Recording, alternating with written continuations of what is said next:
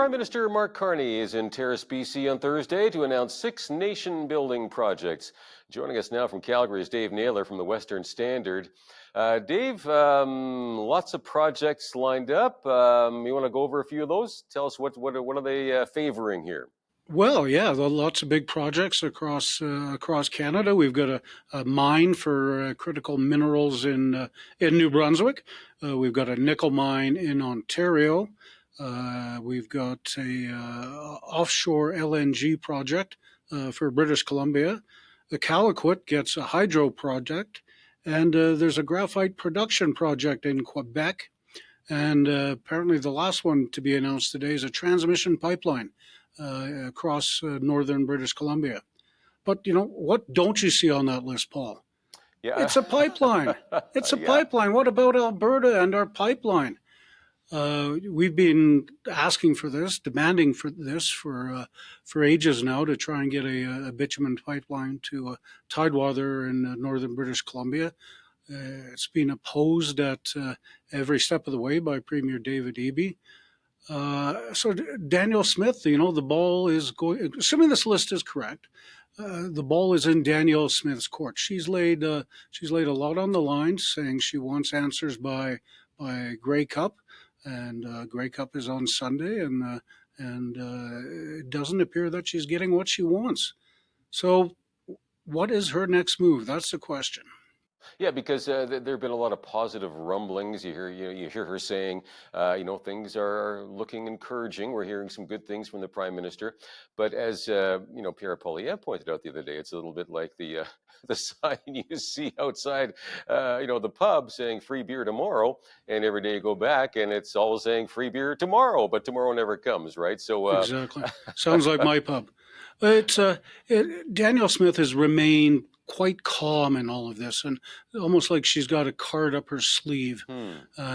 She released a statement today saying that they're looking at perhaps a memorandum of understanding with the feds on some of those pesky energy issues, like the No More Pipelines bill, like the No More Tankers bill.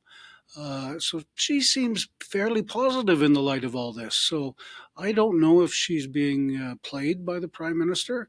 But certainly her reputation, if she doesn't get something, and she doesn't get something fast, will be tarnished by this. Oh, yeah. I mean, you think about the energy industry here in Alberta. They've waited a long time here. And again, it just keeps on going, that carrot hanging in front of the cart, right? Yep, it's coming. It's coming. And now the big announcements, and something's, really, really missing here. So unless something... Yeah, Paul, I don't understand it, right? I mean, there's all the studies show we're going to be needing more and more oil over the decades. And this would just, not only would this benefit Alberta, but it would benefit the entire country in taxes and royalties. And to me, it's mind-boggling why this wasn't priority number one. It certainly should be. I mean, when you think about David Eby as well, I mean, it doesn't look like he's moving much, although interesting that he seems to be okay with this, this natural gas LNG exporting that he's approved here, because the benefit is going to be mainly to BC, and I think they need that revenue, don't they? Yeah, surprise, surprise. He acts like a big environmentalist, but I think deep down, inside his 6'7" shell, he's not. But I can't blame him as a premier for BC wanting to help his province.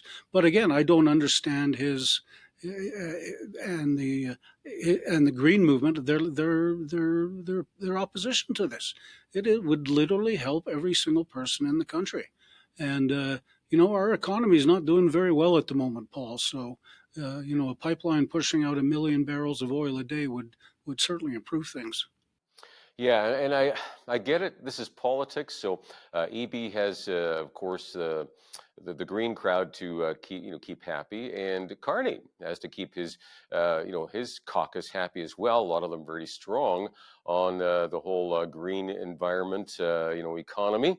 So how do you do that, and at the same time keep the money flowing in that we need to go, right? Problem with riding the fence like that is eventually you lose your footing, and that's going to hurt when you land. Exactly. And this week, Carney was still playing it coy. He was at a question and answer thing, and he was asked about pipelines, and he said, "Oh, don't worry, we got this." No specific details or anything like that. But again, still keeping up that that glimmer of hope that Premier Smith seems to be hanging on to. So if all this is a game of cards, obviously Carney has the best hand. It's just whether or not that Premier Smith can get enough concessions to make her happy and to make Albertans happy. And as you say, he's got to balance the liberal greenies in his caucus and try and keep them happy. And I don't think that's a very small crowd. I think there's a few of them down there in Ottawa. It's a pretty big crowd, but thankfully, at least in my view, I think more and more of the general populace, voters in Canada, right across the board, including even in Quebec, are starting to speak up, saying, yes, we're all for the environment, but we got to pay our bills. We got to, actually try to afford a house, which is next to impossible, right? Got to buy groceries, which keep on going up. So where's that money going to come from unless we start doing things like building pipelines, etc.? So hopefully there's going to be enough pressure on him to actually pull the trigger on some of this stuff and see where the stuff falls. But I thought, Paul, that politicians were elected to represent mm, their constituents. The majority of people in BC want a pipeline. The majority of people in Quebec, they want a pipeline. The majority of people in Canada, they want pipelines built. So, okay, politicians, this is what the country wants. Over to you. yeah, and the thing is, when you really look around the globe, compare, I know we always call it, people call it dirty oil, the dirty oil sands in Alberta. Our oil is cleaner than the vast majority of oil on this planet. And it's not coming from a country where there's tyranny and people are being abused and so forth. I mean, if you're going to use oil and gas, get it from Alberta, get it from Canada, because it's the best there is on the planet, frankly. So, I mean, we've got to stop beating ourselves up here as Canadians and say, you know what, we're doing a pretty good job, actually. Oh, absolutely. You're 100% right. Why is Quebec importing tons of oil from dictator countries, Saudi Arabia and whatnot? It just doesn't make sense when you can get it from your neighboring province. The mentality is beyond me. Yeah, I mean, Premier Smith also pointed out that in his time at Brookfield managing there, right, Mark Carney didn't seem too shy about. He seemed to be okay with saying yes, we're going to invest in pipelines around the world in different countries. So what's the Yep, difference? So exactly. why not here? Brookfield bought a whole bunch of pipelines in the United States just at the beginning Yeah. of this year. Uh, So yeah, I mean he's Bank of Canada governor, Bank of England governor, head of Brookfield. In theory, he's smarter than us all, but maybe he's not as smart as he thinks he is. Well, we'll see what happens here over the next number of weeks. Also, no mention of getting rid of the EV mandate. Now, he's delayed it, I guess, postponing it somewhat, but that's still going to hit everybody hard as well. Again, when I look around here, we live in the Lethbridge area, and I don't see EVs jumping off the lot. I don't see a ton. We're seeing more, of the charging stations, but nowhere close to being able to meet that kind of a mandate by 2035. Ain't going to happen. No, no, it's not. And they'll a year will go by and they'll push it back another year, and a year will go by and they'll push it back another year further. To me, why don't they just say, okay, right now it's unattainable. There's not enough electric stations. It's the cars are too expensive. Let's just push it back 5 years and get our ducks in order and actually think about what we're doing. But problem, Paul, is that would make sense, and there's obviously a lack of that some days down in Ottawa. Yeah, for sure. In short supply sometimes. Well, there's Let's switch gears here for a moment off to the Alberta recall legislation. And I like a recall legislation, the fact that it's available to people. Airdrie UCP MLA Angela Pitt in the thick of this right now. She's accusing one of her constituents, Derek Keenan, of abusing his position as a high school principal to launch a politically motivated petition against her. Any thoughts on where that's going? I mean, he's arguing, saying no, I've purposely kept the fact that I'm a principal out of this debate here. Your thoughts? Well, I mean, he says it's got nothing to do with the fact that teachers were ordered back to work. Well, you know what? I've got some land for sale down in Florida, if you believe that. Uh, this recall them all thing came out right after the teachers' strike was. Yeah. The teachers were ordered back. Dimitris Nikolaidis is also one of the targets. Obviously, it's politically motivated. They want to. Gil McGowan, head of the Alberta Federation of Labor, says they want to bring down the government. Well, good luck with that. We took a look at BC. They have a similar sort of recall legislation in effect, and they were going crazy on it a few years ago too, trying to get numerous people recalled and have by-elections. But you know how many were successful?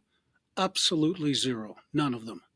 And I think this is the way that this is the fate that awaits this recall movement, I think. Yeah, I think it is a bit of an abuse of the intent of the recall legislation. It's not designed to overthrow governments, but if you have an MP or an MLA who's really doing a lousy job for their constituency, you know what? They should have the right to say, hey, guys, unless something changes here, we're going to throw you out.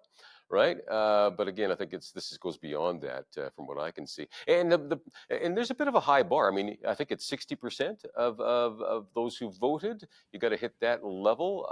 That's a big pretty number. tough to do in what 90 days or something like that. Yeah, and Premier Smith has talked about maybe tightening some of the regulations about recall. But you're right; it's a very good piece of legislation to have in your back pocket if somebody's not performing their duties as an MLA. But come on, I know Angela Pitt. She's a good MLA, and this has got nothing to do with what she's doing day to day. This is purely political and doomed to fail. Yeah, I don't think they have a chance of getting enough signatures on that. Problem and is it costs. Go ahead. Mm-hmm. Sorry, the other thing that's coming out of this is Gil McGowan's push for a general strike. Now, as you know, Paul, these things are very, very rare. I remember the Winnipeg one in 1919. Not that I was there to cover it, but I just read about it. But he wants a general strike in Alberta, and he's talking to all the other unions, and he's mouthing off and beaking off how this is going to be the greatest thing ever. But do you think a welder in Fort McMurray is going to want to go on strike to support Calgary teachers? I don't think so. I mean, the teachers are getting six-figure salaries and X number of months off a year, and the poor welder is freezing his butt off there in Fort McMurray. He's not going to want to go on strike. So again, it's more bluster from Gil. He is the king of bluster, and there's no way that we'll see a general strike in this province. I think they're quite aware of that as well. You could just see them in their own kind of meeting rooms. They know that's not going to happen.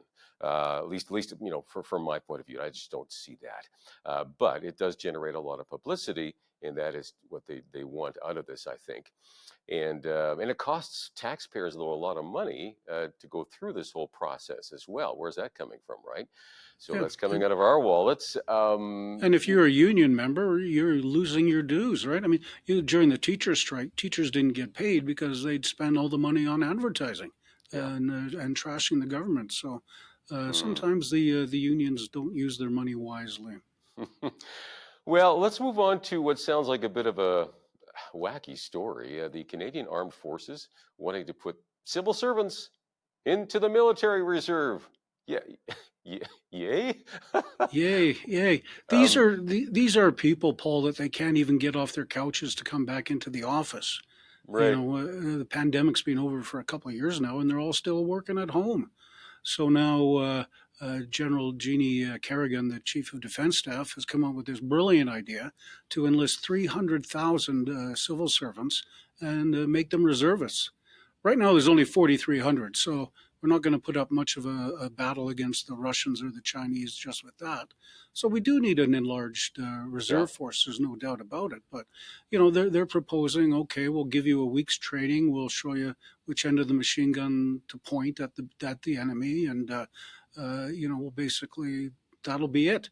And you'll do up training courses once a week for every year. But I mean, come on. It's just laughable. You telling me that you can be a CRA tax collector during the day and a warrior at night? I don't think you want to give the CRA guns. No, exactly not, because they know where I live. So it's. I mean, you know what? They've got to. They're badly short. They're badly short staffed at the moment. They do need recruits into the reserve and the regular army. So maybe sometimes you got to think out of the bag, and we shouldn't be mocking them. But I'm going to mock them on this one. I think good call on that one. Yeah, I'm like, what? Okay, well, we'll leave it there on a lighthearted note. Thanks so much for your time and sharing your thoughts with us here, Dave. Thanks for having me on, Paul. All right, looking forward to having you on again. Dave Naylor with the Western Standard.